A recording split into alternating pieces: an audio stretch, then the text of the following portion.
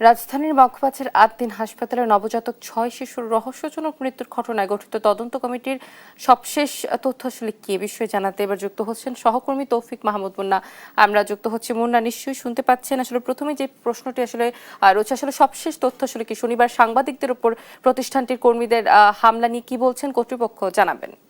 অবশ্যই আপনি যেমনটি বলছিলেন, গত সম্প্রতি কিন্তু আপনার পোস্ট অপারেটিভ যে ডেলিভারি সেকশনে সেখানে কিন্তু এসির লিকেজের কারণে ৬ জন শিশুর কিন্তু বাচ্চার নবজাতকের মৃত্যু ঘটে, যেটি খুবই দুঃখজনক। এবং সেই মৃত্যুর ঘটনা কেন্দ্র করে কিন্তু আসলে গেল কিছুদিন ধরেই অর্থাৎ এই আদিন হাসপাতালে গতকাল কিন্তু স্বাস্থ্যমন্ত্রী তিনি কিন্তু সরজমিনে এসেছেন পরিদর্শন করতে।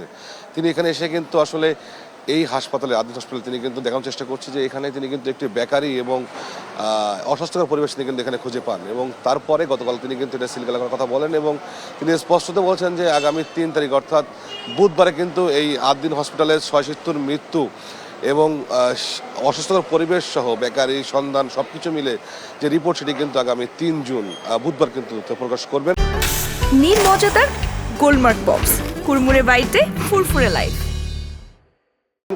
এবং সেই রিপোর্টে আসলে বেরোয় আসবে যে কী ঘটনা ঘটেছিল। এবং আপনি জানেন যে ঈদের আগের কিন্তু এই ঘটনায় কিন্তু ৬ শিশুর কিন্তু আসলে খুব মর্মান্তিক মৃত্যু হয় এবং এসে যে গ্যাস লিকেজের কারণে যেটি আসলে কিন্তু ৬ শিশুর মৃত্যু আসলে খুবই দুঃখজনক। এবং গতকাল যদি আপনাকে বলি যে আপনার আদ্দিন হসপিটালে যারা দায়িত্বে ছিলেন এখানকার পরিচ্ছন্নতা কর্মী এবং সিকিউরিটি গার্ড, তারা কিন্তু গতকাল গণমাধ্যম কমিটির সাথে খুবই জঘন্য ব্যবহার করেছেন এবং তারা সেখানে তাদেরকে কিন্তু এক প্রকার মারতে উদ্যত হয়েছিলেন। অর্থাৎ এই আদ্দিন হসপিটালের যারা ছিলেন তারা কিন্তু এই ঘটনার পরে কিন্তু তাদের প্রতিষ্ঠানে যারা দায়িত্ব ছিলেন তারা কিন্তু আসলে গণমাধ্যম সহ সাধারণ মানুষের মধ্যে তারা কিন্তু এক ধরনের খারাপ আচরণ করেছেন। এবং গতকাল স্বাস্থ্যমন্ত্রী কিন্তু সরজমিনে প্রতিষ্ঠান করেছেন এবং যে তদন্ত কমিটি সেটি কিন্তু ৩ তারিখে প্রতিবেদন দিবেন এবং এই প্রতিবেদন দেওয়ার পরে আসলে স্পষ্ট হবে যে কী কারণে এবং কী গাফিলতি রয়েছে এখানে, এবং সেটি বুধবার নাগাদ কিন্তু তারা প্রকাশ করবেন। তারপরেই আসলে এই হাসপাতালের ৬ শিশুর মৃত্যু পাশাপাশি অসুস্থতার পরিবেশ এবং যে বেকারির যে সন্ধান সেটাও কিন্তু আসলে স্পষ্টভাবে কিন্তু ফুটে উঠবে এবং তারপরে কিন্তু আসলে এই কেন হয়েছে সেটি কিন্তু আসলে জানা যাবে এবং কী ধরনের ব্যবস্থা নেয়, নাকি শুধুমাত্র তদন্তে থেমে যাবে সেটি কিন্তু আসলে বোঝা যাবে কিন্তু এই তদন্ত রিপোর্ট পাওয়ার পর, অর্থাৎ বুধবারেই।